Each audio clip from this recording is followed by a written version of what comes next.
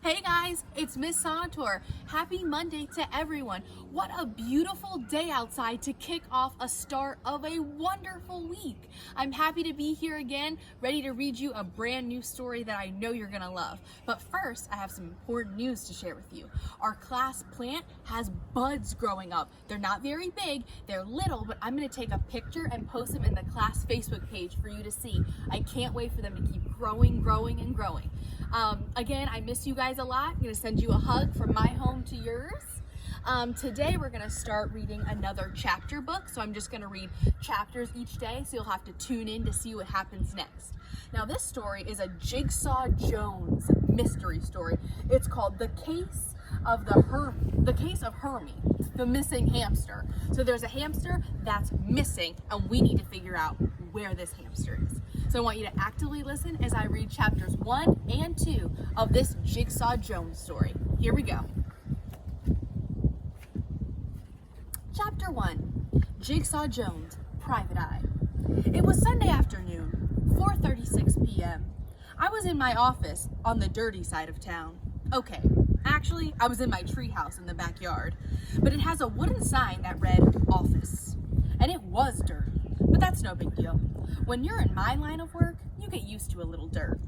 No, I don't make mud cakes for a living. I'm a detective. For $1 a day, I make problems go away. I was working on my new Life in the Jigsaw Jurassic Jigsaw puzzle. It wasn't going great. Okay, it was going crummy. My dog, Rags, yapped below. I told him to be quiet. Rags kept on barking. It was one of those days. Suddenly, a voice called out, "Hey Jigsaw, are you up there?"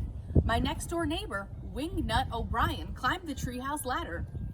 His real name was Timothy, but everyone called him Wingnut because of his ears. They were 3 sizes too big for his head. Wingnut didn't mind the nickname. In fact, he liked it. Wingnut was proud of his oversized ears. They made him feel special. Go figure. I thought they made him look, well, like a wingnut. "What are you up to?" Wingnut asked. "Oh, about 10 feet, I answered. Wingnut looked down. Yeah, he said. Wingnut is a 6-year-old, a year younger than me. He wore blue jeans, a hockey jersey, and a frown. "Listen, Jigsaw, I got a problem," Wingnut said.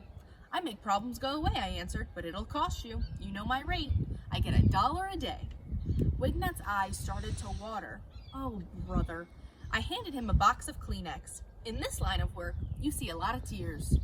It pays to keep Kleenex around, especially if you don't have the stomach to watch somebody slobber all over his new hockey jersey. Wingnut looked at me with sad, pitiful eyes. Between sobs and sighs, he sputtered, "Hermie's gone." Hermie was Wingnut's golden hamster. It looked like this might be a job for Jigsaw Jones. Business had been slow, and I needed the cash. Puzzles don't grow on trees, you know. See, I've been solving problems in my neighborhood and at school ever since kindergarten.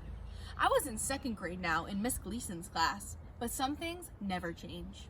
There are always problems: missing cupcakes, stolen baseball mitts, and lost hamsters. There will always be a need for me. Jigsaw Jones, Private Eye. Chapter 2, A Slithery Suspect. I nodded toward an empty glass jar. Wingnut dug into his pockets. He dropped in 2 quarters, 2 dimes, a rubber band, and 5 nickels. "You're a nickel short," I pointed out.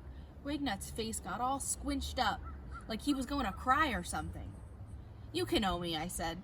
I took out my detective journal. It was a big, fat notebook. I never left home without it. I turned to a clean page and wrote the following words: "The case of the missing hamster." Underneath, I made 2 neat rows. On the top of one, I wrote suspects. On the other, clues. I underlined both words carefully. Then I took out my colored markers and drew a picture of a hamster. Ugh, it looked like a rock with eyes and a tail. Wingnut waited. I told him that this looked like a tricky case. "Before we go any further," I said, "let me call my partner. You wait here." I ran into the house and called Mila. Luckily, she was home. "Meet me at the office," I told her. "We've got a case." "Don't forget to put Rags inside," Mila reminded me. Mila was allergic to Rags. Anything with fur made her sneeze, so she tried to stay away from cats and dogs. Mila lived around the corner, and we'd been friends since we were in diapers. Mila worked with me on all the big cases. I paid her 50 cents a day. Mila demanded equal pay for equal work. It was a lot of money, but she was worth every cent. Mila was over in 10 minutes. When Mila climbed up the ladder, she was humming the short vowel song we learned in Miss Gleason's class last week. Mila sang, "Where is short A? Where is short A? Here I am, here I am. I'm in a hat rack, Cracker Jacks and Fat Cats. Ah, ah, ah, ah, ah, ah.